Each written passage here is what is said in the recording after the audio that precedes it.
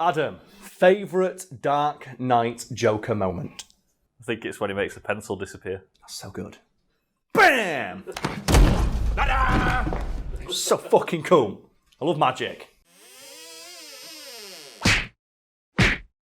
There's an oft-repeated fact out there online that posits during the filming of The Dark Knight, actor Heath Ledger was forced to improvise when a malfunctioning pyrotechnic prevented an explosion from happening on cue during the film's iconic exploding hospital scene. As it turns out, that reaction wasn't improvised, but a deliberate, rehearsed piece of acting to keep Heath Ledger safe. Should we just recap everything then, just for shits and giggles? Yeah, everyone knows what we're talking about. If you're watching this video, you have seen The Dark Knight, because everybody has seen The Dark Knight. But so we're all on the same page. The scene we're talking about occurs about halfway through the movie. Yeah. And it's where Heath Ledger is walking out of a hospital dressed like a sexy nurse clown. Sexy? You're saying Heath Ledger's not a sexy clown nurse in that scene? I wouldn't.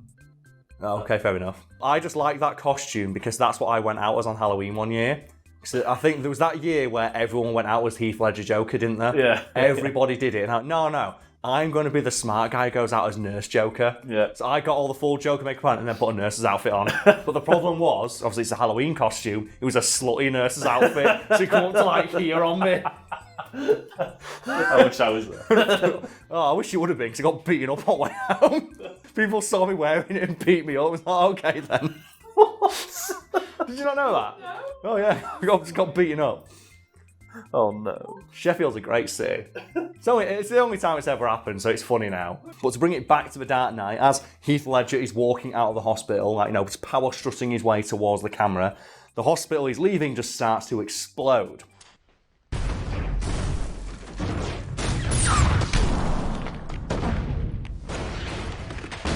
However, as Heath Ledger gets closer to the camera, there appears to be a mistake, which his character notices as he looks at the detonator and hits it a few times.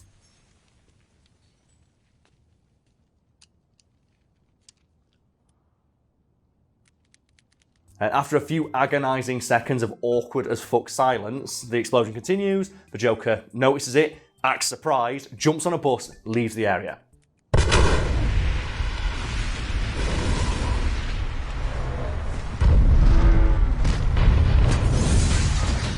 So Adam, I'm going to assume that as a person who has been on the internet, you have at one point or another encountered the true story about how that scene came to be and why that reaction is in the film. Yeah, I've read that it was a malfunction, the pyro didn't go off. So Heath was just in front of the camera, just what do I do? So he improvised the scene. Yeah, he improvised the confusion of the whole hitting the detonator thing of what's going on here. Yeah. Because obviously you can only do one take of an entire building exploding, and there might even be videos below this one in the suggestion box touting that story as fact, which is why it brings me great pleasure to tell you all that it's complete bullshit. So there was no improvisation then?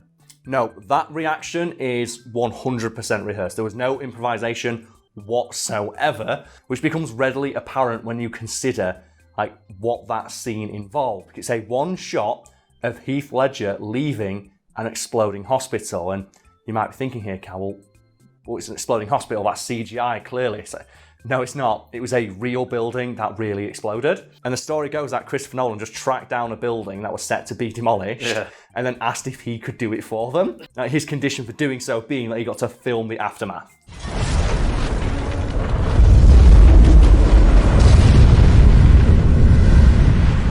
And while there is some CGI in that scene, to make the explosions seem more spectacular, it really was a building that was rigged to explode that Heath Ledger genuinely walked out of. And as you might imagine, that is very, very unsafe because they wanted to do the whole thing in one shot. Because, yeah, why wouldn't you want to do it in one shot? It looked baller as fuck. The problem was, we need to have a gap between when the explosion starts and when it finishes, the main explosion at the end, because otherwise Heath Ledger's going to get fucking caught in a giant inferno. And the solution came in the form of a purposeful delay that Heath Ledger, in character as the Joker, was going to react to. So Heath Ledger knew during the filming of that scene, when he heard the explosion stop, he had about 5 seconds before the entire building just detonated. That's the same film where they flipped a truck. Yeah. Do you know this, people thinking, what do you mean they flipped a truck? They suplexed a truck with wires in that film.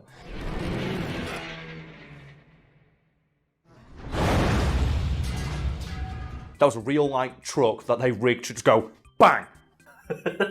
I don't know what to say. There's no like humorous like jab I can make. That's fucking awesome. That's so cool. Just commitment to the cause, isn't it? It is, yeah. Like, practical effects always look cool, and you'd look at that and think, oh, I wonder how they did that. I wonder how they did that with CGI. Is it like a model, or is it like sometimes they use like miniatures to like accomplish effects? I said no.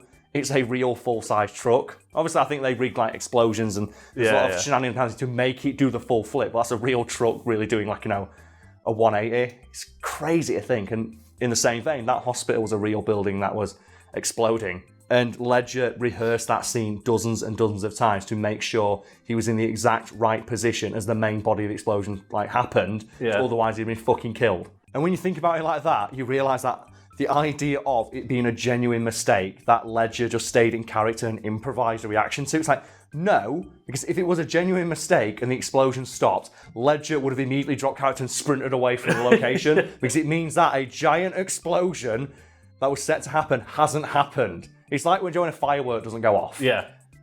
And you always get that one person who walks over and kicks it. It's like, what the fuck are you doing? It might explode and kill you. So what the hell are you doing? Have you not seen the adverts or like the posters of people like one eye? Yeah. Don't do that shit. It's like that's what realistically would have happened if it was a genuine mistake. Like the cameraman would have dropped the camera and legged it because you don't know. It's like, oh, something that was meant to explode isn't, and now there is like 85 tons of TNT rigged to explode that we don't know what's happening with. Yep. And you have to send the bomb squad in to sort that shit out. I was just saying, there's one bloke who just walks up to the hospital, just kicks it, and then it just blows up. It's insane to think, but I just love that. That is a fact I have seen just everywhere online. And when I think I was watching the director's commentary for the film, and you hear Christopher Nolan go, "It's real." That reaction's not like improvised. Just Ledger's a good actor. I went, oh yeah, we probably should have realised that when he won the Oscar for it. Yeah. So we've got some good stuff in that video, I think. Like the story about me getting beaten up, I'm sure there's some people out there going to love that one. Yeah, that surprised me. I didn't expect that turn. Well, just I went out as a sexy Heath Ledger clown nurse. I got beaten up. Yeah, you'd expect there to be a funny end to that story, and there wasn't. It's like, I got beaten up. What happened? I just got beaten up. Just some guy, drunk guys saw what I was wearing, and I was like, oh, fuck off. And obviously, that's the one time in my life that didn't work. And it's like they just squared up. It's like, oh no. It was all right though, because I was like, all bloodied and like scratched up. And then a taxi driver came up and he gave me a lift. And no one would have he actually asked me for money when he got me to my house. I'm like, you fucking kidding me, mate? He was like, I'm only kidding. It's like, I thought, oh, what a night, like, a good Samaritan's going to help me get home. He put his hand out for money. Like, are you fucking kidding me? I wish I was there to help you. Ah, it's fine. I'm over it now. It's a funny story to me, but I guess like the swerve of it, here's another one of those like classic Karl Smallwood funny stories. Like, I got beaten up.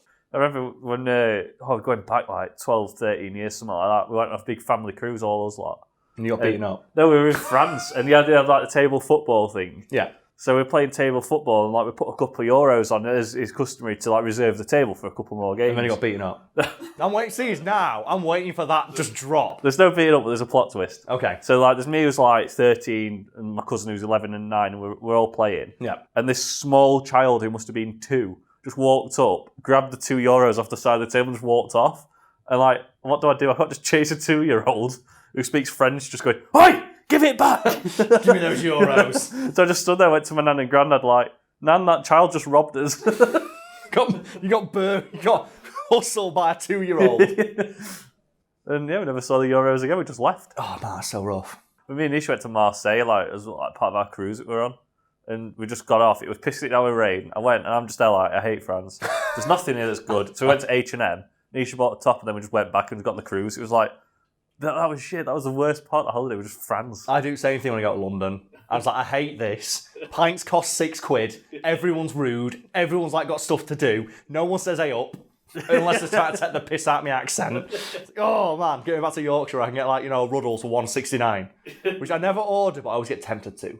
Whenever I go to Spoons and I see like Ruddles, and the price, I swear down, gets lower every time I go in. Yeah. I swear down, one day I'm just going to go in and like, have a free Ruddles with every pint. Is there any sight more depressing than a person in Wetherspoons at 3 p.m. coppering up for like half a pint? You just look at, you just go, mate, just go fucking home. Like if your life is this bad, it reminds me a lot of a great tweet I saw, and it's just like, oh, what's the most broke you've ever been? And it's a guy like, oh yeah, my card got declined while I was trying to buy like an 18-cent pack of ramen. And the guy behind the counter went, just take it. I think It's like, you're clearly having a way worse day than I am. the worst I've ever been was like when I first started my work at the job I had for nearly a decade. Okay. I spent it all on PS3 straight away, so I had no money. So I had to go to Costco to eat the free samples. Oh, that man. was like my dinner. The lowest point. You still had a PS3 though, so you're alright. You can still play like Killzone and shit, so it's not too bad. But I've not really had a moment like that because obviously when I got to university, I had a student loan. Yeah. But I did have a mate who didn't get his student loan, and this is a story about the other Adam on the channel who we talked about before, who's currently in China. So, like, good luck, mate, on that one. He's getting some limes ready for some coronavirus. He might have to fucking hell. I think he's not there at the moment, but he's got to go back, and I'm genuinely worried for him. So if you're watching this video, mate, send me a text and let me know you're doing all right. But he didn't get his student loan. Right. At all. No student loan. And like he's like me, where he's like, from a single parent household where he didn't have anyone to support him back home. So he had to support himself on £15 a week. Jesus. Because he would go back to Scunthorpe and he would go work 2 nights as like, in a bar that he worked in there. We had to pay money to get the train backwards and forwards. He couldn't afford a rail pass because obviously he's got no money. Yeah. And he'd come back and have £15 and he would live on. And I shit you not, he would buy, do you know those like 16p tins of peas? Yeah. He would buy an entire crate of them and then just the cheapest potato waffles that he could. And that's all he ate. And the reason I'm reminded of this story is because at the end of that year of uni, he's still not got his loan. I don't think he got it for 2 years. Yeah. At the end of that year, we had to print off our final dissertation for that year, but it cost like 8p a sheet to print off. Oh no. And he couldn't do it. And he had to copper up. He had to copper up his pen and then go and copper up to pay for his printing.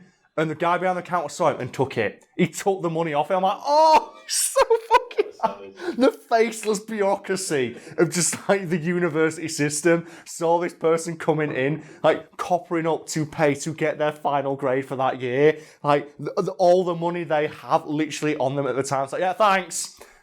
Here's your essay that person will look at for 5 minutes.